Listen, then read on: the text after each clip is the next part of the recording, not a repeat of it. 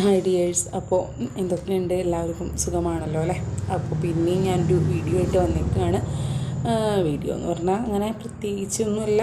നമുക്കൊന്ന് കുറേ കാലമായല്ലോ നമ്മളൊന്ന് സംസാരിച്ചിട്ട്. അപ്പോൾ ഒന്ന് ജസ്റ്റ് ഒന്ന് സംസാരിക്കാമെന്നൊക്കെ കരുതിയിട്ട് ഒരു വീഡിയോ ജസ്റ്റ് ഒന്ന് എടുക്കാമെന്ന് വെച്ചിട്ട് ഇരുന്നതാണ്. അപ്പോൾ എങ്ങനെ പോകുന്നു, ഓരോരുത്തരുടെ പ്രിപ്പറേഷനും കാര്യങ്ങളൊക്കെ എങ്ങനെ പോകുന്നു? നമുക്കധികം സബ്സ്ക്രൈബേഴ്സൊന്നും ഇല്ലെങ്കിൽ പോലും ഉള്ള ആരെങ്കിലുമൊക്കെ ഉണ്ടെങ്കിൽ അവരൊക്കെ ഒന്ന് കമൻറ്റ് ചെയ്യാം കേട്ടോ. പിന്നെ ഞാൻ പറഞ്ഞ പോലെ തന്നെ ഞാൻ ഹൗസ് വൈഫാണ്, 2 മക്കളുണ്ട്. അപ്പോൾ പിന്നെ എന്നെ പറ്റിയിട്ട് അറിയാത്തവരുണ്ടെങ്കിൽ അവർക്ക് ജസ്റ്റ് ഒന്ന് പരിചയപ്പെടുത്തിയതാണ്. പിന്നെ കുറച്ച് കാലമായിട്ട് ഇങ്ങനെ കോമ്പറ്റേറ്റീവ് എക്സാംസിൻ്റെ ഒക്കെ പുറകെ ഇങ്ങനെ പോയിക്കൊണ്ടിരിക്കുന്നുണ്ട്. അപ്പോൾ നമ്മൾ കൺസിസ്റ്റൻ്റായിട്ട് ശ്രമിച്ചാൽ, കൺസിസ്റ്റൻസിയാണ് നമ്മളെ പോലുള്ള വീട്ടമ്മമാരുടെ ഒക്കെ പ്രധാനപ്പെട്ടൊരു ഇഷ്യൂ എന്ന് പറയുന്നത്. പക്ഷേ നമ്മൾ കൺസിസ്റ്റൻ്റായിട്ട് ശ്രമിച്ചാൽ ഒരു ദിവസം നമുക്ക് അതിൻ്റേതായിട്ടുള്ള മെച്ചം കിട്ടും. അങ്ങനെ തന്നെ നമ്മൾ പ്രതീക്ഷിച്ചിട്ട് മുന്നോട്ട് പോവുക. ഇപ്പോൾ നമുക്ക് തന്നെ കാണാമല്ലേ, കുറേ യൂട്യൂബേഴ്സൊക്കെ അവർ ഓൾറെഡി ഇങ്ങനെ ചാനലൊക്കെ തുടങ്ങിയിട്ടുണ്ടായിരുന്നവർ പിന്നെ ജോലി കിട്ടി എന്നൊക്കെ പറഞ്ഞിട്ട് പോസ്റ്റ് ചെയ്യണമെന്നൊക്കെ നമുക്ക് ആക്ച്വലി അതൊക്കെ ഒരു മോട്ടിവേഷനാണ്. സോ നമുക്കും അതേപോലെ തന്നെ നമ്മൾ ഓരോരുത്തർക്കും നാളെ നമുക്ക് ഇങ്ങനെയൊക്കെ ജോലി കിട്ടി എന്നൊക്കെ പറഞ്ഞുകൊണ്ട് വീഡിയോ ഇടാനൊക്കെയുള്ള ഭാഗ്യം, അതേപോലെ തന്നെ അതിനൊക്കെയുള്ളൊരു സിറ്റുവേഷൻ ഉണ്ടാവട്ടെ എന്ന് നമുക്ക് ആത്മാർത്ഥമായിട്ട് തന്നെ പ്രാർത്ഥിക്കാം. പിന്നെ നമ്മുടെ എക്സാം റിലേറ്റഡ് ആയിട്ട് പറയുകയാണെങ്കിൽ ഇപ്പോൾ അതായത് ഇപ്പോൾ നെക്സ്റ്റ് ഇയർ ഏകദേശം ഒരു ഏപ്രിൽ, മെയ്, ജൂൺ, ജൂലൈ ആ സമയം എന്നൊക്കെ പറഞ്ഞാൽ ഏകദേശം നമ്മുടെ എക്സാമുകളുടേതായിട്ടുള്ള ബഹളങ്ങളാണ്. UPSC ആണെങ്കിലും സാധാ സ്റ്റേറ്റ് PSC, പിന്നെ അതുപോലെ SSCയുടെ എക്സാമുകളൊക്കെ നടക്കാനായിട്ട് പോവുകയാണ്. റെയിൽവേയുടെ എക്സാമുകൾ വരുന്നുണ്ട്. അപ്പോൾ എല്ലാവരും തന്നെ പ്രിപ്പയർ ചെയ്യുക. പിന്നെ UPSC പറയുന്നത്, ഇപ്പോൾ എന്നെ സംബന്ധിച്ച് UPSC എഴുതുക, അത് ക്രാക്ക് ചെയ്യുക എന്നുള്ളത് തന്നെയാണ് മെയിൻ ഗോള്. അതിൻ്റെ കൂടെ തന്നെ PSC, പ്രത്യേകിച്ച് ഡിഗ്രി പോലെയുള്ള ഡിഗ്രി പ്രിലിംസൊക്കെ ഉണ്ടല്ലോ, അതും അറ്റൻഡ് ചെയ്ത് അതൊരു പ്ലാൻ B ആയിട്ട് മുന്നോട്ട് കൊണ്ടുപോകണമെന്നും ആഗ്രഹിക്കുന്നുണ്ട്.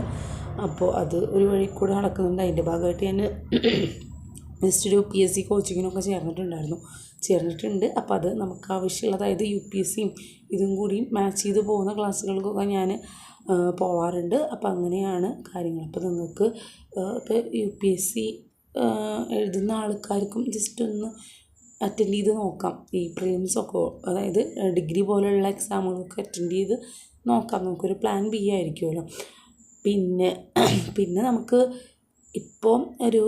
ഇപ്പോഴത്തെ സ്റ്റേജിൽ, അല്ലെങ്കിൽ ഇപ്പോൾ ഓൾമോസ്റ്റ് ഡിസംബർ ലാസ്റ്റിലേക്ക് ആയി. ഇനിയും UPSC അല്ലെങ്കിൽ PSC ഒന്നും സ്റ്റാർട്ട് ചെയ്യാത്ത കുട്ടികളുണ്ടെങ്കിൽ അവർക്കും അതേപോലെ തന്നെ അതിന് താല്പര്യമുള്ള ഉദ്യോഗാർത്ഥികളുണ്ടെങ്കിൽ അവർക്ക് നമുക്ക് തുടങ്ങുന്നതിന് ബുദ്ധിമുട്ടൊന്നുമില്ല.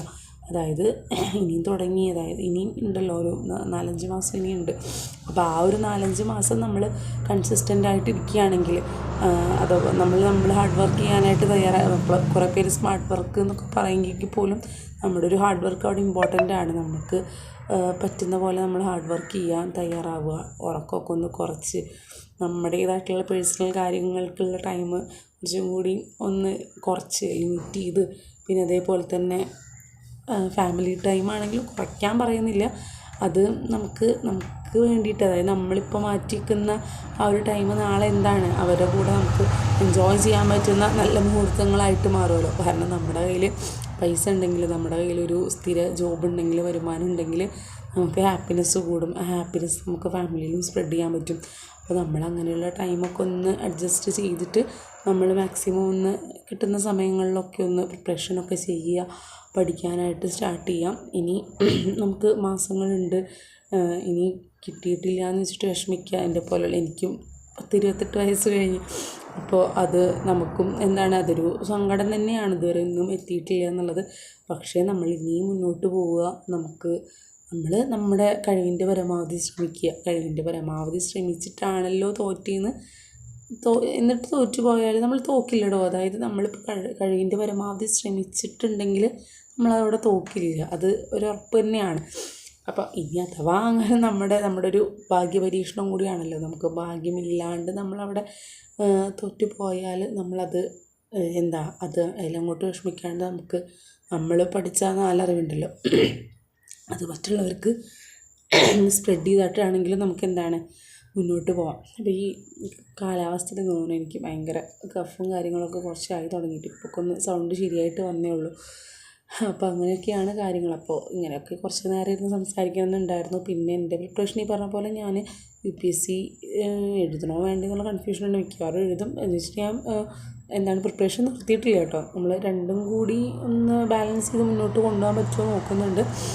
പിന്നെ ഈ ഒരു ലാസ്റ്റിലേക്ക് ആയതിൻ്റെ ഒരു ഇതുണ്ട്. പിന്നെ അങ്ങനെയുള്ള കാര്യങ്ങളാണ് ഇപ്പോൾ പറയാനുള്ളത്. അപ്പോൾ നമ്മളൊരു പുതിയ വീഡിയോ ആയിട്ട് പിന്നെയും വരുന്നതാണ്. ഓക്കെ, അതുവരേക്കും താങ്ക് യു ആൻഡ് ബൈ.